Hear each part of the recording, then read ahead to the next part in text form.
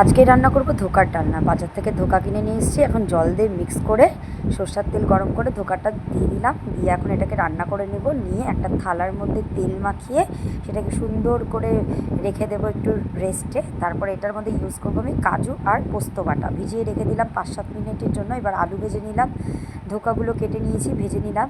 এরপর ওই পোস্ত আর কাজুটা বাটা করে নিলাম। তারপর এখন তেজপাতা, গরম মশলা, শুকনো লঙ্কা দিয়ে হলুদ দিয়ে দিলাম, লবণ দিয়ে দিলাম, লঙ্কার গুঁড়ো দিয়ে দিলাম। তারপর এখন আলুগুলো দিয়ে দিব ভেজে রাখা। এরপর দিয়ে দিব এর মধ্যে সেই পোস্ত আর কাজু বাটার মিশ্রণটা দিয়ে এখন ভালো করে নেড়ে বাটি ধোয়া জল দিয়ে দিব। তারপর ভালো করে কিছুক্ষণ নাড়বো। নাড়ার পর এখন দিয়ে দিব লবণ, চিনি। এরপর দিয়ে দিব ভেজে রাখা ধোকাগুলো। দেখো আমি কত সুন্দর করে ভেজে রেখেছি। এবার ঝোলটা ফুটে আসবে। তারপরে দুটা চেরা কাঁচা লঙ্কা দিয়ে দিব। তারপর দিয়ে দিব গরম মশলা। এইভাবে আমার ধোকার ডালনা রেডি।